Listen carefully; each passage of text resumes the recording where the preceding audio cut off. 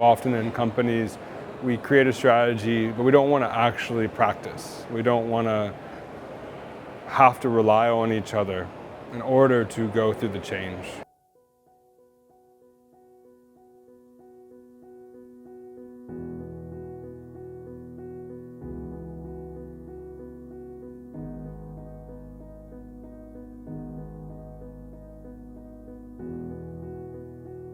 In today's session, we were looking at issues of trust and how do we create together?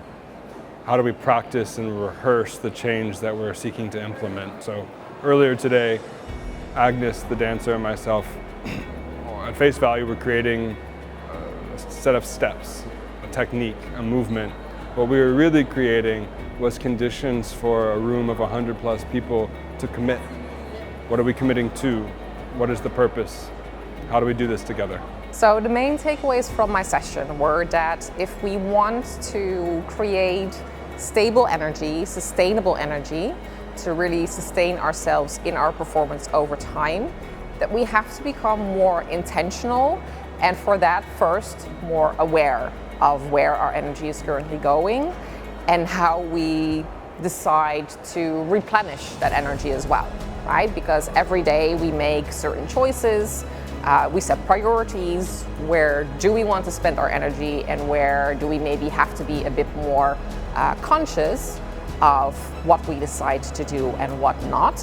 None of us really work in isolation or just individually. We are all part of a social construction. So not only the individual attention to energy management matters, but also really how the environment, how the organization that we are involved in approaches this as well, and whether they either help or hinder the process in that regard.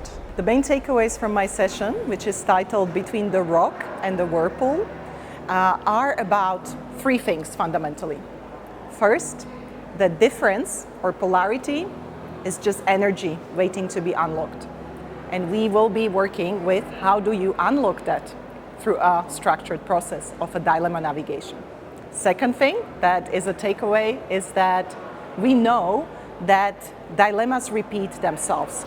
And that as a takeaway is also liberating, because whenever we face dilemma, we might be thinking, oh, why is this happening? But actually, that's one of the building blocks of life, is to have a rock and a whirlpool, something that stabilizes and something that enables movement.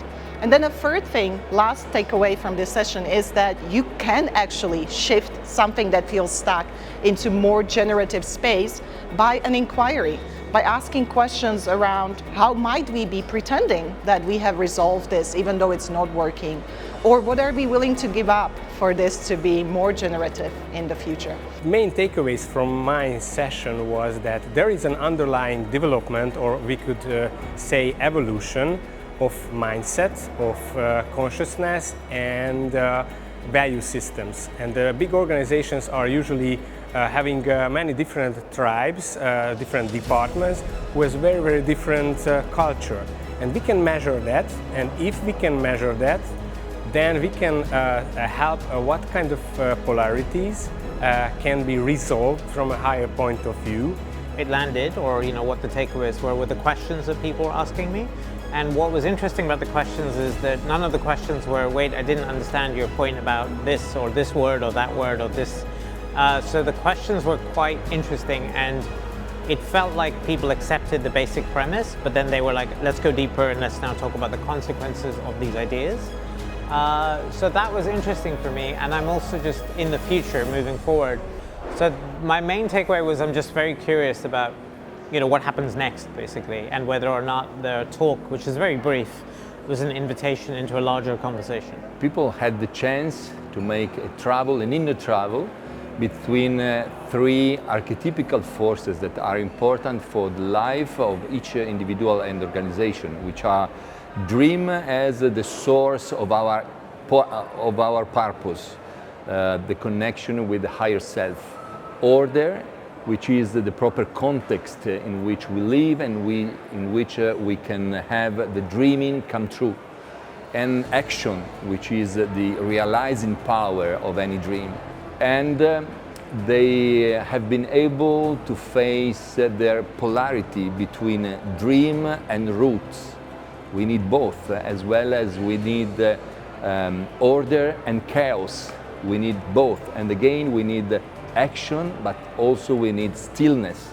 The main takeaway of this afternoon session is that paradoxes don't always need to be solved, but they can coexist.